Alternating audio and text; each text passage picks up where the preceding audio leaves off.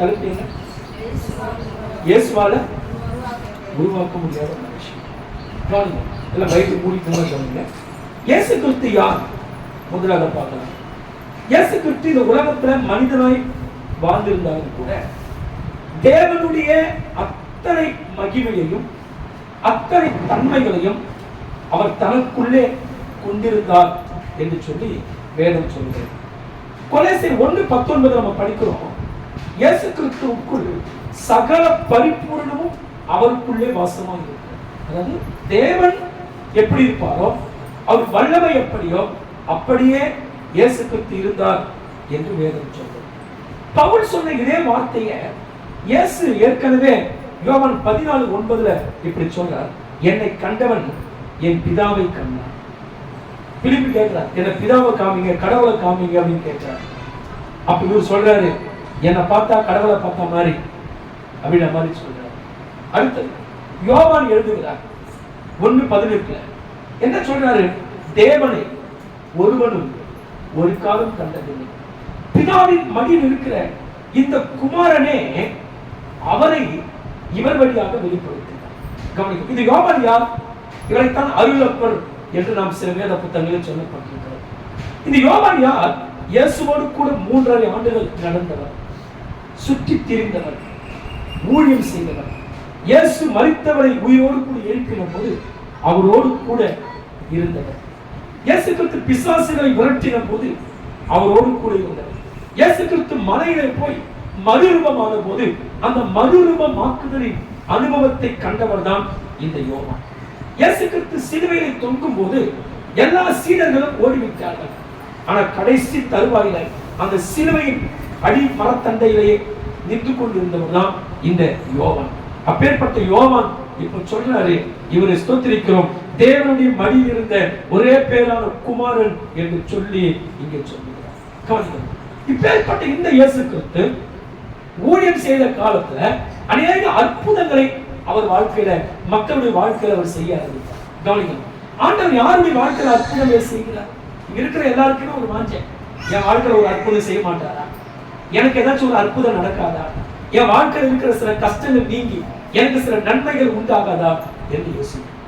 ஜெபிக்கிறவங்க வாழ்க்கையில விடாமுயற்சியோடு, மன உறுதியோடு, யாரெல்லாம் வைராக்கியமாய் விசுவாசமாய் ஜெபிக்கிறார்களோ அப்படிப்பட்ட வாழ்க்கையில நிச்சயமாய் அற்புதங்கள் நடக்கும்.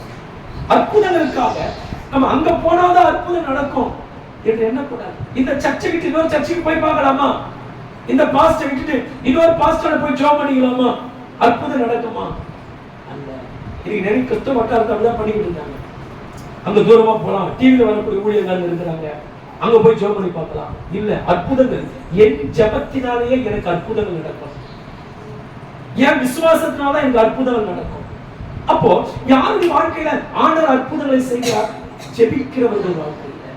நல்லா ஜெபிக்கிறவங்க வாழ்க்கையில சிக்கல்கள் தீரும், நெருக்கங்கள் தீரும், கஷ்டங்களை நீங்க கடந்து போவீங்க.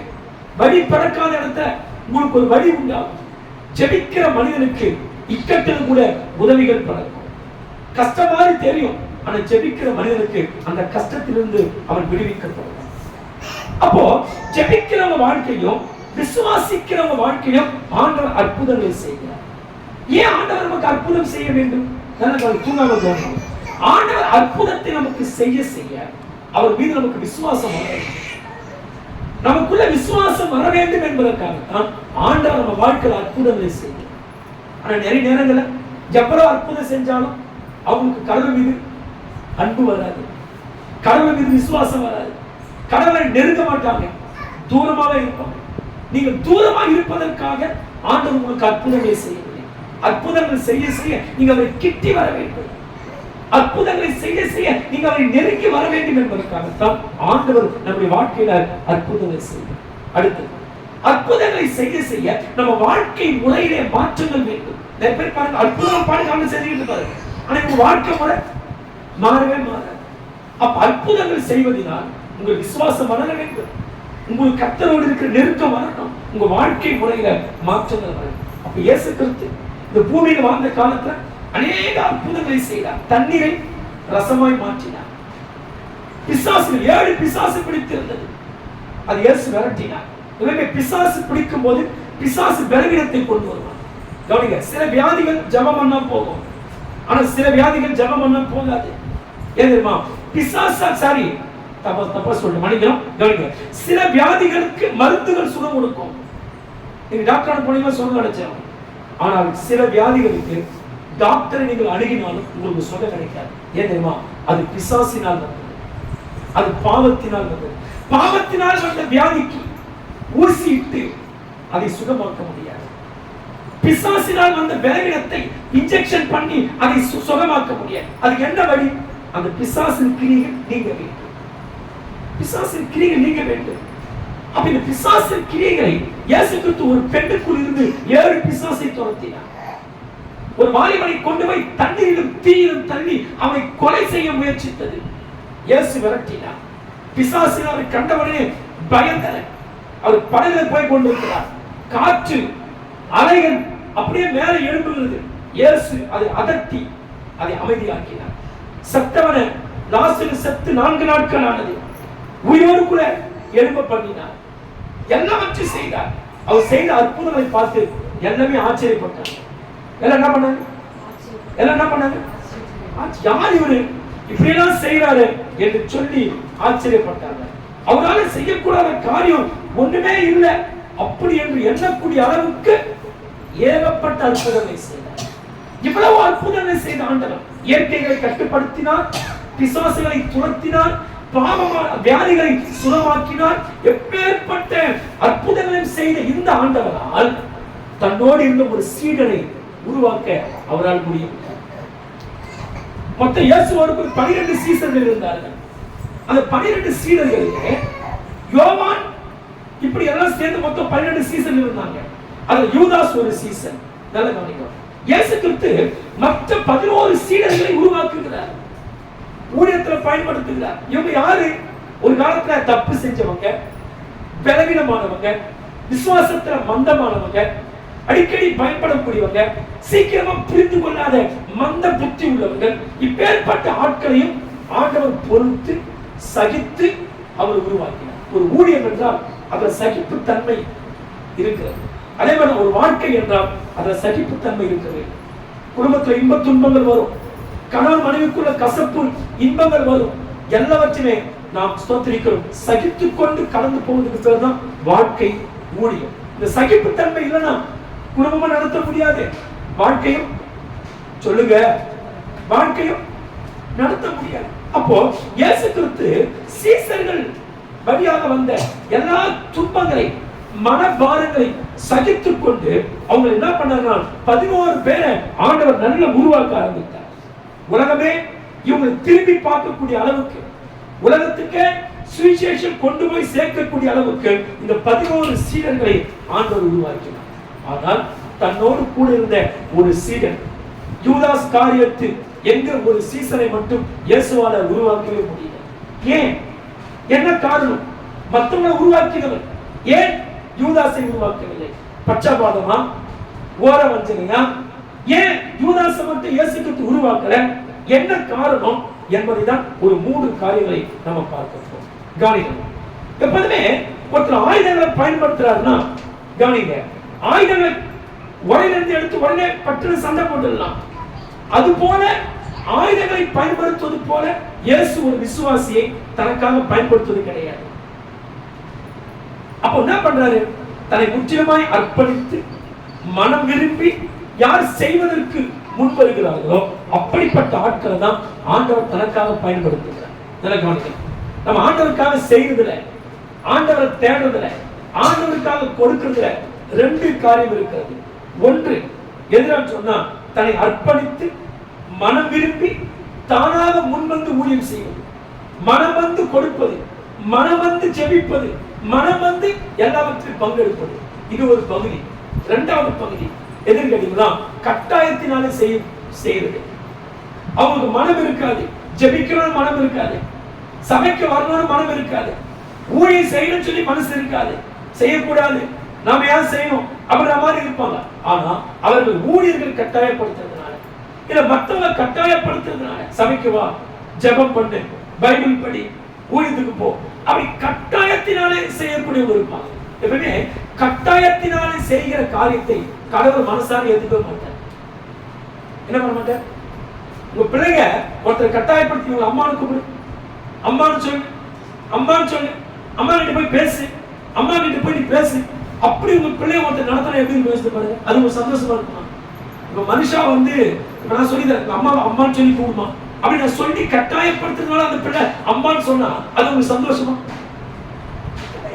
அப்போ நம் கட்டாயத்தினால ஒருத்தரை செய்ய வைக்கிற எந்த காரியமோ அது கடவுள் சந்தோஷமா ஏற்றுக்கொள்ள மாட்டார். அப்ப எதை ஆண்டவர் சந்தோஷமா ஏற்றுக்கொள்கிறார்?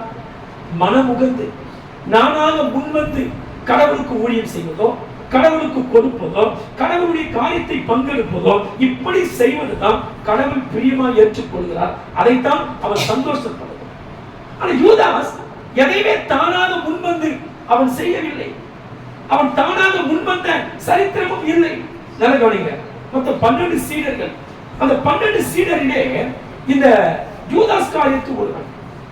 ஆண்டவர் மற்ற 11 சீசர்களுக்கு இல்லாத ஒரு விசேஷித்த ஒரு பொறுப்பை ஆண்டவர் யூதாஸ் இடத்துல கொடுத்தார். என்னன்னா பண பொறுப்பே கொடுத்துட்டார். இந்த பணத்தை வச்சுக்க, ஊழியத்துல கணக்கு நீ பாத்துக்க, ஊழியத்துல கணக்கு நீ பாத்துக்க, எவ்வளவு செலவாகுது எழுதிவை, யார் யார் கொடுக்குறாங்க எழுதிவை. அந்த பண பொறுப்பையே யூதாஸிடம் கொடுத்தார். கவனிங்க, ஏன் யூதாஸிடம் கொடுத்தார்? மத்த எல்லாரும் விட யூதாஸ் உண்மையா இருக்கிறான் அல்ல, மத்த எல்லாரும் விட யூதாஸ் ஜெபிக்கிறான், மத்த எல்லாரும் விட யூதாஸ் நல்லவனா இருக்கிறான் அதனால கொடுத்தாரா? அல்ல. அவனை எப்படி ஆகி ஒரு பொறுப்பை கொடுத்தாலும் அவனை நல்வழிப்படுத்த. சில நேரத்துல சில குடும்பத்துல பிள்ளைங்க தர்தனையா இருக்கும், வீட்டுக்கு கட்டுப்படாது, அப்பா அம்மா பேச்சு கேட்காது, வேலைக்கு போகாதுங்க, சுத்தி சுத்தி வரும். அம்மா யோசிப்பாங்க இவன் எப்படிதான் திருத்துறது. ஒரு கால் கட்டு போட்டுருக்கான், ஒரு கால் கட்டு என்ன பண்ணிடலாம், ஒரு கல்யாணமாச்சு பண்ணி வச்சா அப்பாச்சு புத்தி வரும், அப்பாச்சு வேலைக்கு போவான்னு சொல்லி அவங்க ஒரு கால் கட்டு போறோம்னா கட்டாது. அப்ப மனிதர்களா யாரு சொல்லுங்க? மனிதன் யாரு? கால் கட்டு. அப்ப என்ன பண்றாங்கன்னா ஒரு மனைவி திருமணம் பண்ணி வைக்கிறேன். ஆனா திருமணம் பண்ணி வச்சு கூட சிலர் திரிந்து வாழ்வது உண்டு. ஆனா திருமணம் பண்ணியும் பிள்ளைகள் பெற்று கூட சிலர் என்ன பண்ண மாட்டாங்க, அந்த பொறுப்புணர்வு வராது, அந்த வேலைக்கு போகக்கூடிய சிந்தனைகள் வராது, அப்படியே இருப்பாங்க. அதே வண்ணமாக எப்படி இவங்க ஒரு கால் கட்டு போட்டவாயும் ஒழுங்கா இருப்பானா ஒரு பெற்றோர் யோசிக்கிறாங்க, அதே வண்ணமா இப்ப இயேசு யோசிக்கிறான். இவன் குணப்பட மாட்டேன்றான், இவன் சீர்பட மாட்டேன்றான். சரி, ஒரு பொறுப்பு கொடுத்தா இவன் கரெக்டா பண பார்க்கலாம் சொல்லி பண பொறுப்பை உங்களை வச்சுக்கப்பா அப்படின்னு சொல்லி பண பொறுப்பு கொடுத்தான். ஆனாலும் அந்த பண பொறுப்பில கூட அவன் ஏமாற்றுறான். அந்த பணத்துல போடும்போது அந்த பணத்தை தெரியாமல் எடுக்கக்கூடியவனாக இருந்தான். பணத்தை கடவுளுடைய பணத்தை ஒரு ரூபாய் கூட நாம் திருடவோ எடுக்கவோ கூடவே கூட. நீங்க யோசிக்க, எது கடவுளுடைய பணம்? நீங்க சம்பளம் வாங்கி வச்சிருக்கிற முதல் ஸ்தோத்திரிக்கிறோம், அதுல வரக்கூடிய ஒரு பங்கு அது கடவுளுக்குரிய. எது கடவுளுக்குரிய? நீங்க தான் சம்பாதிக்கிறீங்க, அது உங்க பணம் தான், உங்க பாக்கெட் இருக்குது. ஆனாலும் உங்களுக்கு மாதம் முழுக்க வேலை கொடுத்து வேலை கொடுத்தபடினால உங்கள் வருமானத்தை ஒரு பங்கு அது கடவுளுக்கு நீங்க வச்சுக்கிட்டு இருக்கீங்க. அந்த கடவுளுக்குரிய ஒரு பங்கை நம்ம என்ன பண்ணக்கூடாது சொல்லுங்க, வஞ்சிக்கவோ எடுக்கவோ கூடாது. அப்போ இந்த யூதாஸ் என்ன செய்தான்? ஆரம்பத்திலிருந்தே அந்த பண விஷயத்துல இவன் தடுமாறினான். ஆண்டவர் பொறுப்பை கொடுத்தவனை கரெக்ட் பண்ண நினைச்சார், ஆனாலும் அவனை கரெக்ட் பண்ண முடியல. யூதாஸ் ஆரம்பத்திலிருந்தே தடுமாற்றத்தோடு கடவுளை தேடினான். எனவே தடுமாற்றத்தோடு கடவுளை தேடுறவங்க ஒரு நாள் என்ன பண்ணுவாங்க, இடைக்கு போடுவாங்க. குடிகார பார்த்தேன்னா தடுமாறி வீட்டுக்கு போவான். ஆனா கெட்ட வீட்டுக்கு போய் சேர நினைக்கிறீங்களா? என்ன பண்ணுவான்? அவன் சொல்ற 4 பேர் பிடிச்சா எனக்கு பிடிக்காத விட்டு நான் போயிடுன்னு சொல்லுவான். ஆனா கொஞ்சம் ஸ்டெப் எடுத்து கால வைப்பார். இதே என்ன ஆகாது. நிறைய பேருக்கு அனுபவம் இருக்கு, கண்டிப்பா நம்ம பார்க்காத அனுபவமா சொல்லுங்க. தடுமாறி விழுந்த போது நாம தான் தோல் குத்து தூக்கிருக்கிறோம், அதுதானே கவனிக்கிறோம்.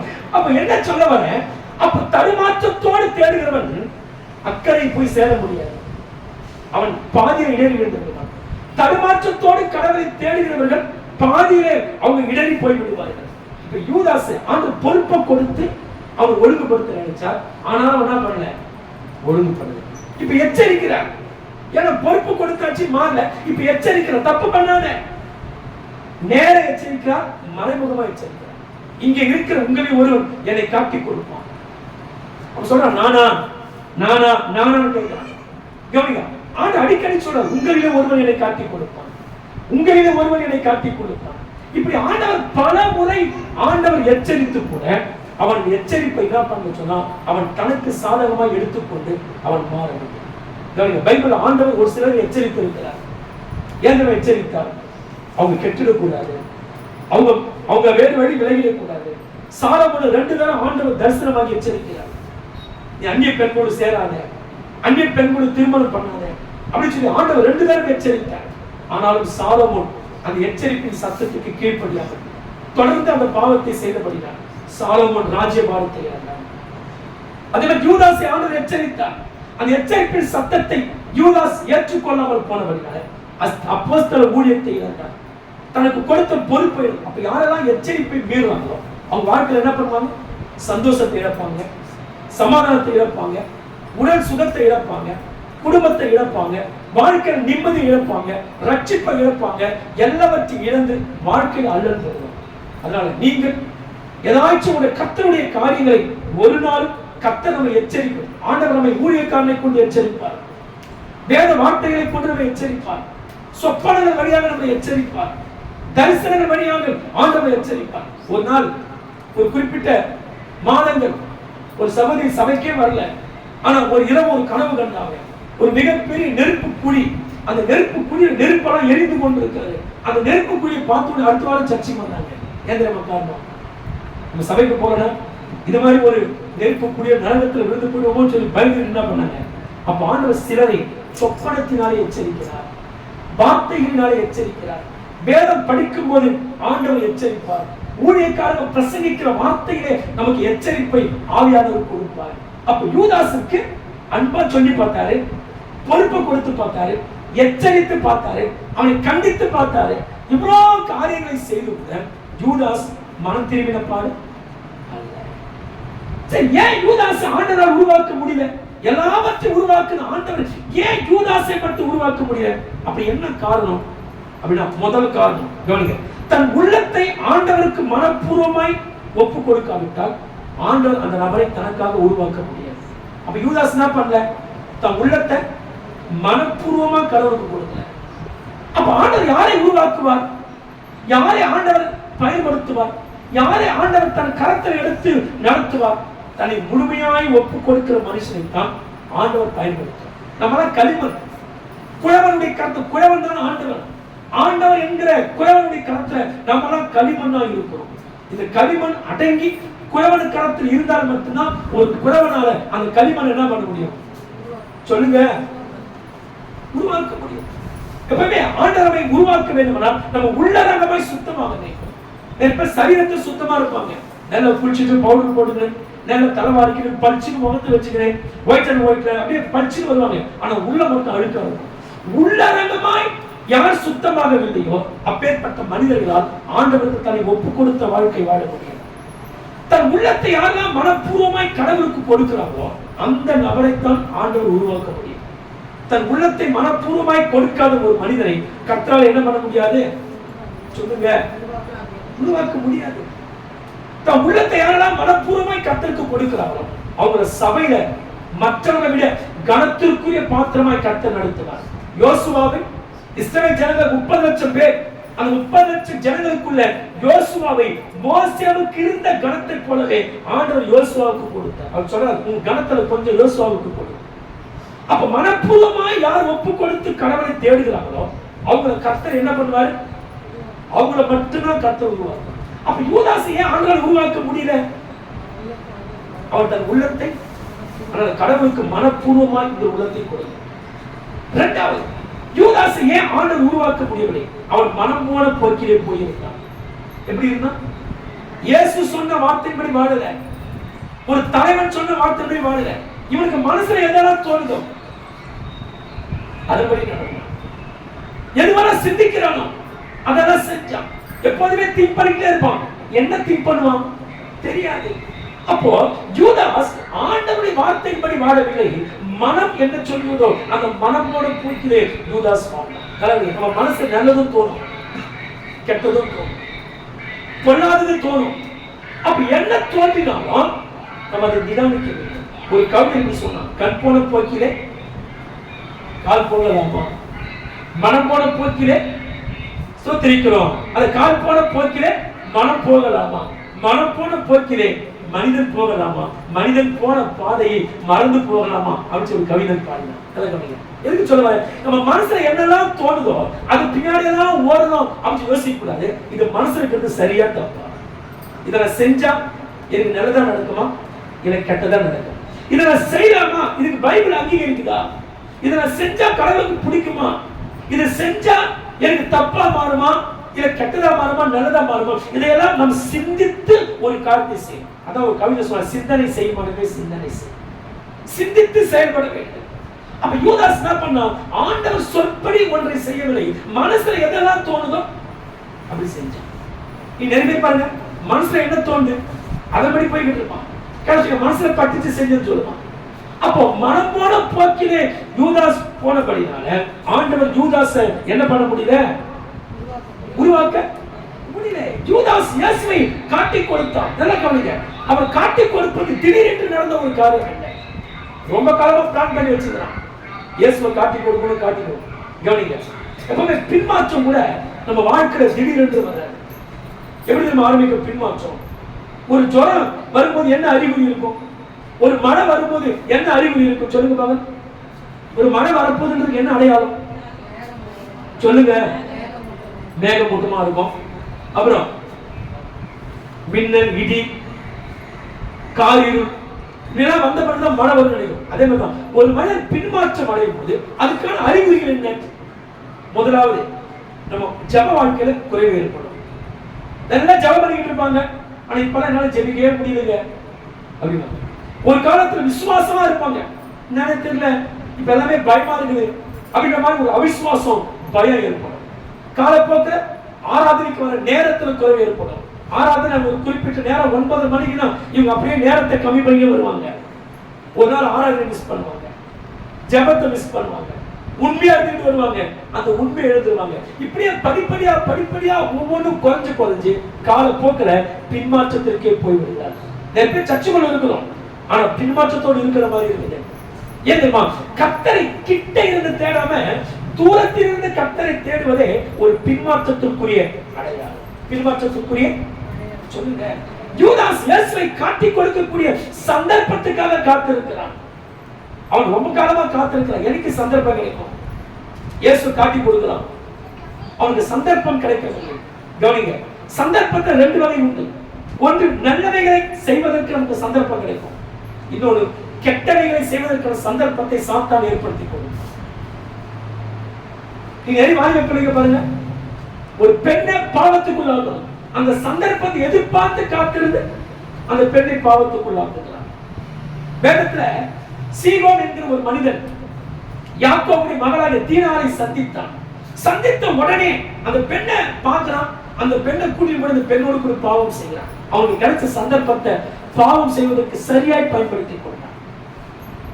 வேதத்தில் அப்சரே தன் சகோதரனை அம்னோனை கொலை செய்ய வேண்டும், அந்த சந்தர்ப்பத்துக்காக காத்திருந்தான்.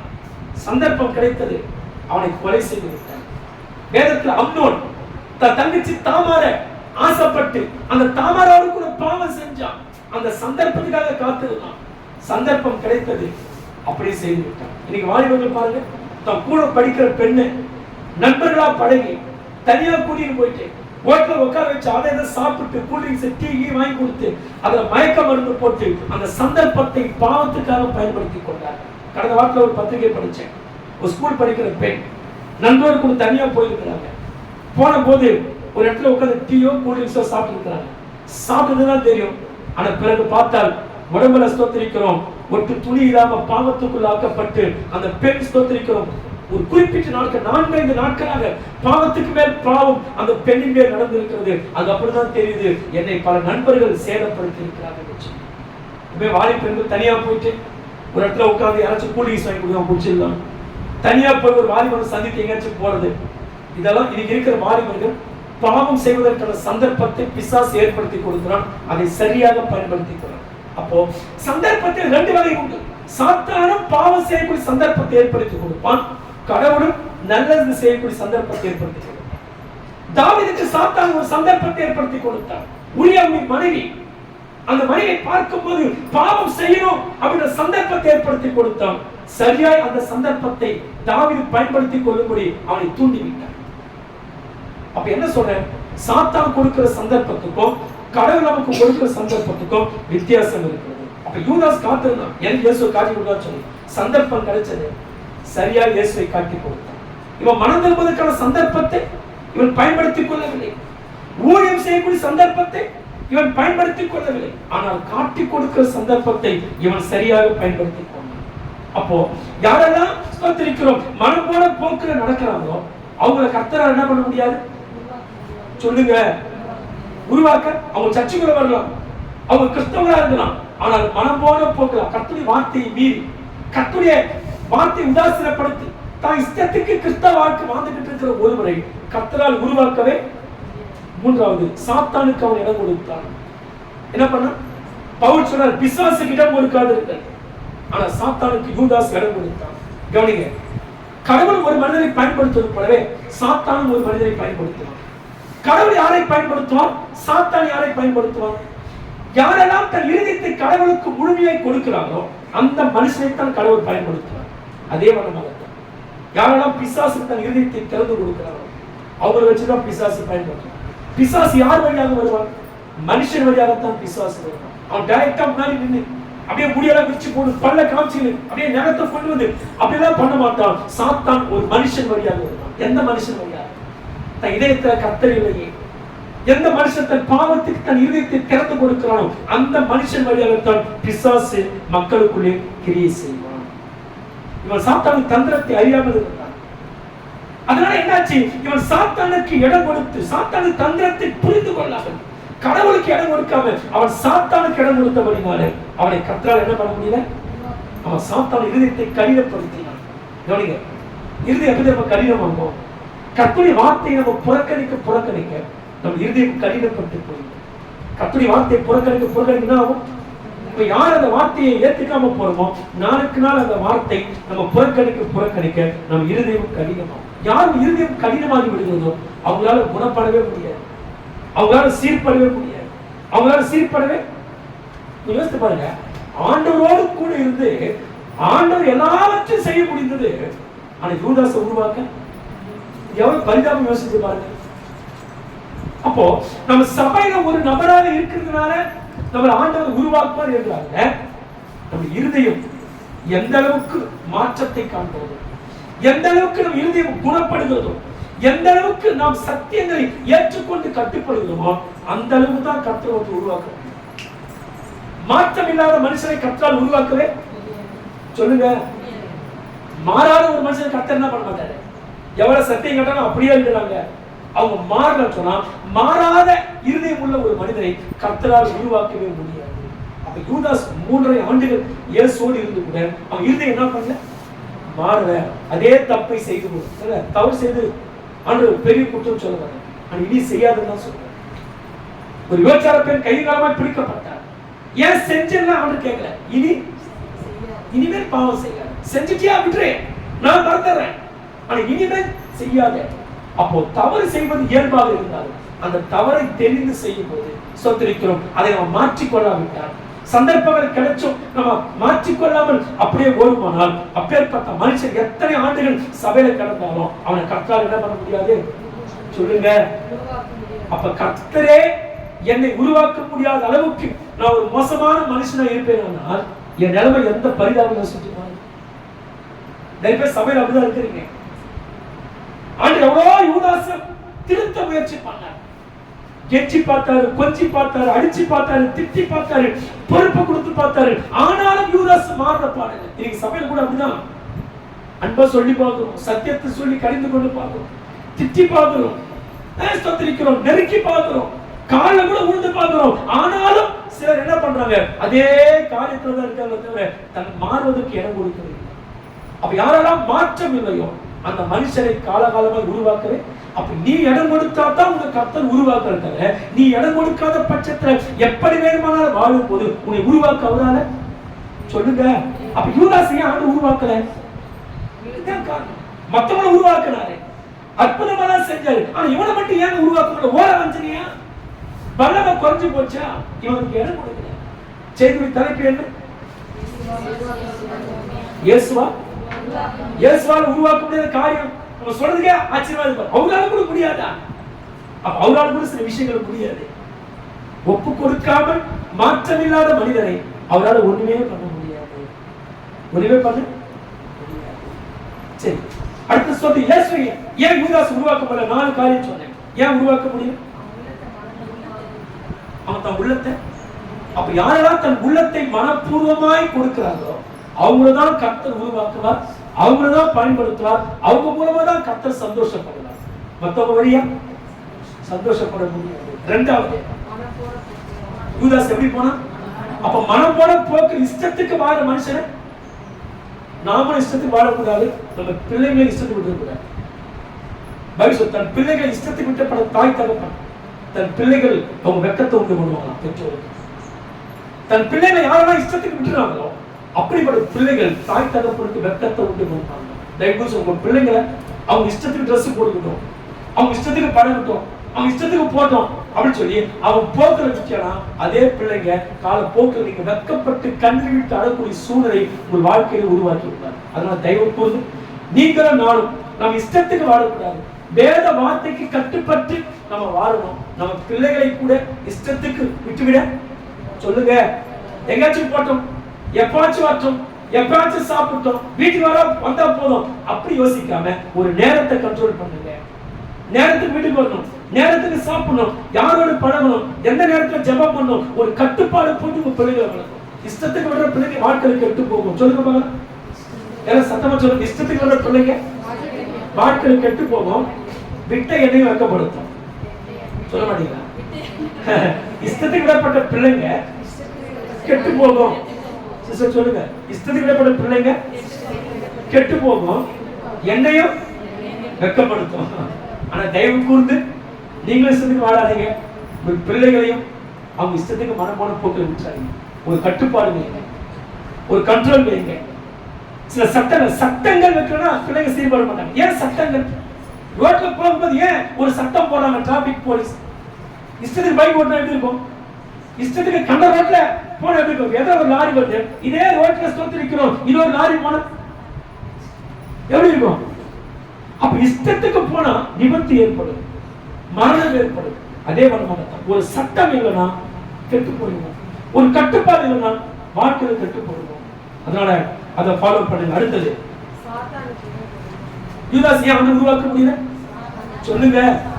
யாருக்கு இடம் கொடுத்தா? யாருக்கு இடம் கொடுக்கலாமே? சாத்தானுக்கு இடம் கொடுக்காம பிசாசு உலகத்தில் இடம் கொடுத்தான். அதனால அவனை உருவாக்க, அப்ப தனக்கு இடம் கொடுக்காம உலகத்துக்கும் சிற்றின்பங்களுக்கும் யார் தன் உள்ளத்தை கொடுக்கிறாங்களோ அவங்களை கர்த்தரால் உருவாக்கவே முடியாது. 4வது மாற்றம். மாற்றமே இல்லை. 3 வருஷம் இருந்தான், அப்படியே தான் இருந்தான், கொஞ்சம் கூட மாறல. அவன் குணம் மாறல, அவன் பண்புகள் மாறல, அவன் சுபாவம் மாறல, அவன் சிந்தனைகள் மாறல, அப்படியே இருந்தான். இவன் இப்படியே இருந்தனால இப்படியே இருந்துட்டு போனான். அவன் விட்டாரு. கடைசியில் என்ன பண்ணான்? 4 கொண்டு தூக்கு மாறி செத்து போனான். என்ன பண்ணா? ஈரோம் என்று ஒரு பள்ளத்தாக்குல போயிட்டு அவன் என்ன பண்ண சொன்னான்? கயிறுகளை மாட்டி அவன் இறுக்கி அவன் மறித்த போது அந்த கயிறு இருந்து கீழே விழுந்து ஒரு கற்பாறையை குத்தி குரலால் சரிந்து போனதாக வேதம் சொல்லுகிறது. எப்படி பயன்படுத்த வேண்டிய மனுஷன் மற்ற சீசரை போலவே இவனையும் ஆண்டு பயன்படுத்திருக்கணும். ஆனா இவன் தன் உள்ளத்தை கொடுக்காதபடினான், மனமான போக்கில் வாழ்ந்தபடினான், மாற்றமே இல்லாதபடினாலே கடைசியில சாவி தவிர வேறு வழி இல்லாமல் போனது. நீங்களும் நானும் காலத்துக்கு முன்னாடி சாவது கர்த்தருக்கு பிரியமில்லை. தயவு கூர்ந்து வாயில் அடிக்கடி சாவை குறித்து பேசாதே. என்ன பண்ணுங்க? சாவு குறித்து நிறைய பேருக்கு இதுதான் வாழ்க்கையே, இதுதான் டெய்லி பேசுற பேச்சு. செத்து போயிடணும், செத்து போயிடணும், செத்துட்டா. சாவை குறித்து பேசாதீங்க, வாழ்வை குறித்து பேசுங்க. எதை குறித்து பேசுங்க? சொல்லுங்க. நன்மையின் ஜீவன் நாவின் அதிகாரத்தில் இருக்கு. எதை விரும்புகிறாயோ அதுதான் உங்களுக்கு நடக்கும். எதை விரும்புகிறாயோ சில கண்களை மூடலாம், செபிக்கலாம். இந்த நாள கேட்ட வார்த்தை ஆண்டவரால் உருவாக்கப்பட முடியாத ஒரு மனிதர்களால் நாம் இருந்து விடக்கூடாது. எல்லா கண்களை மூடுவோம். யூதாஸ் 3.5 ஆண்டுகள் இயேசுவோடு இருந்தும் கூட அவரை உருவாக்க. சஞ்சய் சர்ச்சை நல்லா பண்ண எல்லா கண்களை மூடலாமா? எல்லாம் ஜெபம் பண்ண போறோம். மற்ற 11 பேரை உருவாக்க முடிந்த ஆண்டவரால் இந்த ஒரே